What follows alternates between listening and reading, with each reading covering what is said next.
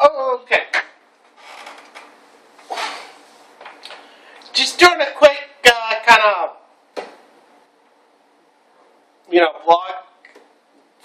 vlog, whatever. And the reason I'm doing this is because reviewtechusa just put a video up about Metacritic. I'll link that in the bottom in the description, so you can go watch his video. But he basically echoed something that I have kind of agreed with for a very long time about Metacritic, is the fact that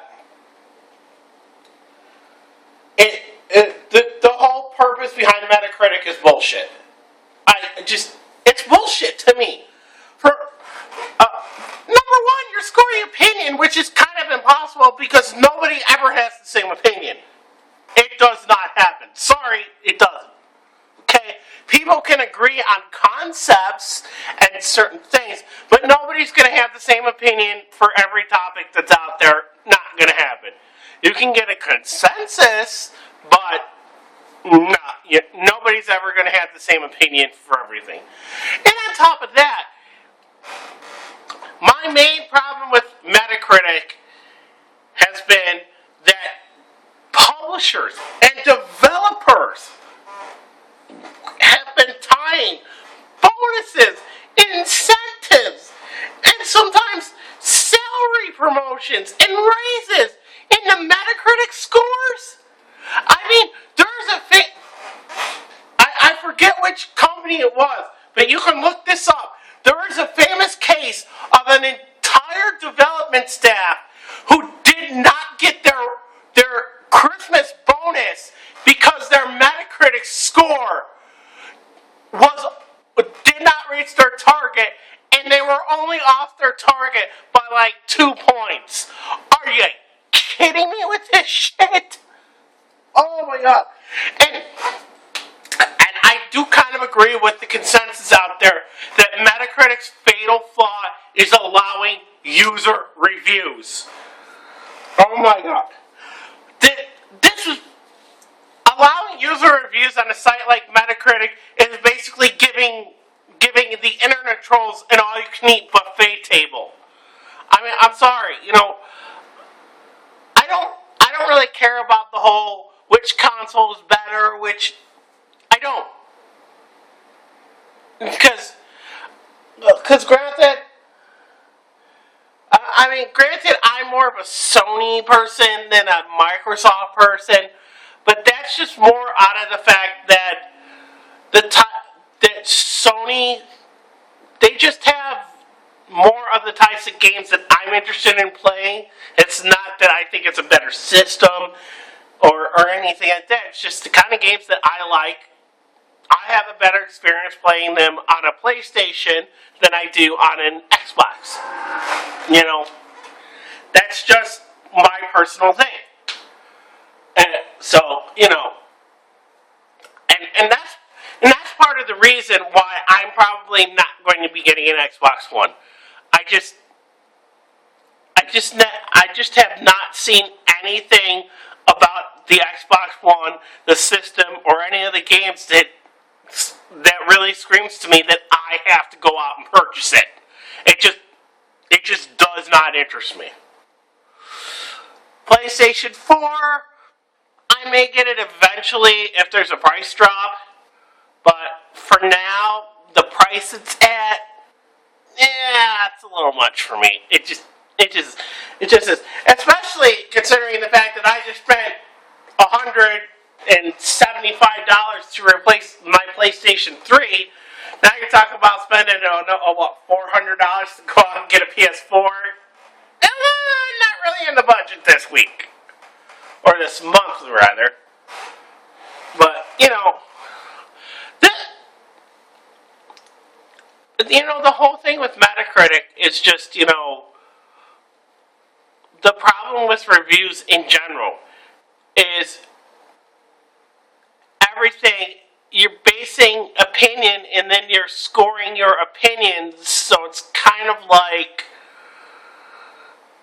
well, what's the whole point? Why can't you just say, I don't know. I just never liked the idea of giving scores in a review. The whole number thing just bothers me. The whole idea of using numbers to score I've never been able to wrap my head around that one. Which is why if I ever really get into doing reviews on products, I'm probably going to do it. I'd probably go more along the lines of here are the pros, here are the cons, this is my ultimate recommendation, and probably give it a letter grade. I think the best system as far as review goes is just, buy, rent, pass. I think ultimately that right would be the best way to go about doing reviews. It's just to have a simple system. Buy, rent, pass. Especially with games. Because I am all for rentals on games. It's just it's the whole thing I was getting at with GameSpot's rewards program in the previous video, and GameSpot saying, "Oh, we're going to increase trade-in values." Okay, great. So you mean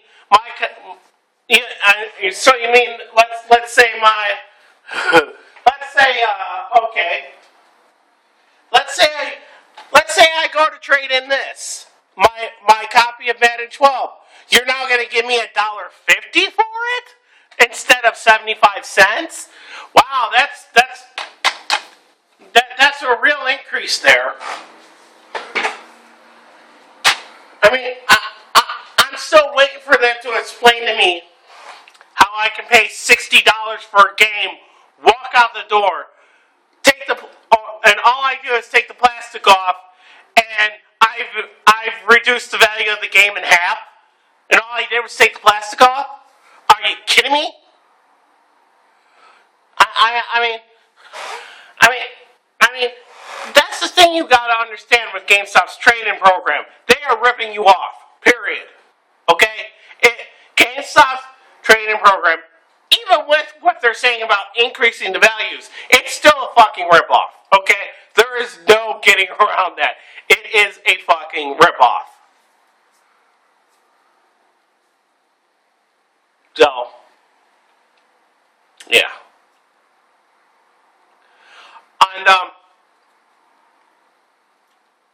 And the last thing I'll touch on here is the whole Gamersgate thing. If you don't know what that is, I'll also link you to mundanematt, I think is his name. He's got a lot more videos on this subject and goes into a lot more detail than I will care to. But as far as the whole Gamersgate thing goes, I don't care. That's just my thing on it. I don't care. And the main reason I don't care is the whole Gamersgate thing and the whole scandal and all that is if you think that shit like this doesn't go on in every single industry, in every single country on this planet, you're nuts, okay? You are an idiot, okay? Shit like this Gamersgate thing happen all the time, everywhere. I mean, there's a number of examples out there that you can find of stuff like this going on in different industries. Okay, I need to cough for a second here. My favorite example, though, is the woman. I think it was a woman. It was either it would have to. Yeah, it had to be a woman. Yeah. from the U.S. Department of Energy, who is supposed to be regulating the oil and natural gas industries, was literally fucking an oil executive and had children by that oil executive. Okay? So yeah. Stuff like the Gamersgate thing goes on all the time. And, the whole thing with the gamer identity going away, I think what they're missing with that whole gamer identity thing is that us gamers, we've never kind of tried to label ourselves as gamers. It's never been about identifying yourself as a gamer. It's always been about, this is what I like to do. This is what I want. This is what I do for fun. I play games, and if that means that I have to take on this label of I'm a gamer, then so be it. I mean, and part of the problem is they want to stereotype what a gamer actually is. Well, that's kind of hard to do when the demographic for video games isn't teenagers anymore. It isn't even the 20 to 30 crowd anymore. Now with stuff like the Wii and the Wii U and the casual market and the mobile market and casual gaming and all kinds of other stuff, the gamer market, I mean, realistically, you're talking anyone from the age of 12 to 90 at this point, which is why it's kind of stupid to say, well, gamers are just predominantly males in their 20s and they're living in their parents' basements. Okay, that may have been the defining characteristic of gamers, but that was probably 10, 15, 20 years ago. I mean, what used to be the default gamer is now the minority. Okay? Gaming as not only an industry, but as a, activity has evolved tremendously in the last 20 years. I mean, just look at what the 90s were for gaming. It was all about 3D tech and how fast your modems feed and what your data was. Now it's, where are you gaming? Just to say that gamers are men in their 20s and teenagers in their parents' basements, that kind of doesn't apply anymore. I mean, it's an obsolete stereotype, because that just doesn't reflect what current gamers are. But I don't expect this kind of shit to stop. I don't. Because everything I talked about so far is going to continue unless we as gamers, using the term gamer loosely, unless we start standing up and saying, I am this, not this. But as long as that stuff doesn't happen, you're going to see some people inside the industry, and I don't really want to use anybody's real names, because for fear of, getting stuff that's happened to other channels, bullshit copyright claims and DCMA shit that's been happening to other channels talking about this kind of stuff. But I will say this. The developer of Fez, and you should all know who that is a douchebag. I'm sorry, he is. And whether he likes me calling him that or not, I don't care. The fact of the matter is the way he has behaved since this whole thing has started has just been absolutely abysmal. It has been absolutely abysmal. In fact, all of them have been behaving reprehensibly. All of them.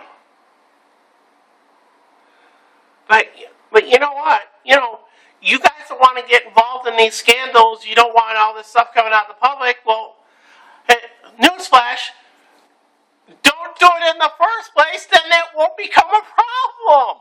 Hello? Am I the only one who thought of this? Don't do the crap that'll get you in trouble, and you won't get in trouble. It's not rocket science, people.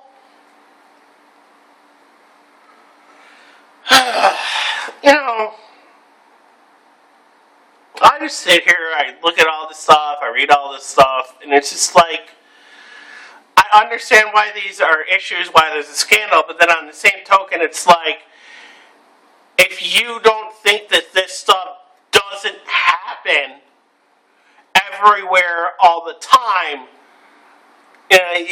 you kind of need to go back to your cave. But, oh well.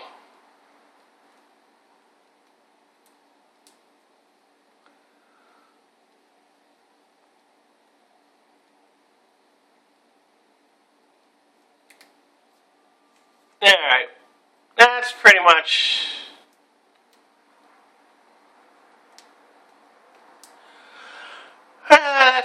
it for now.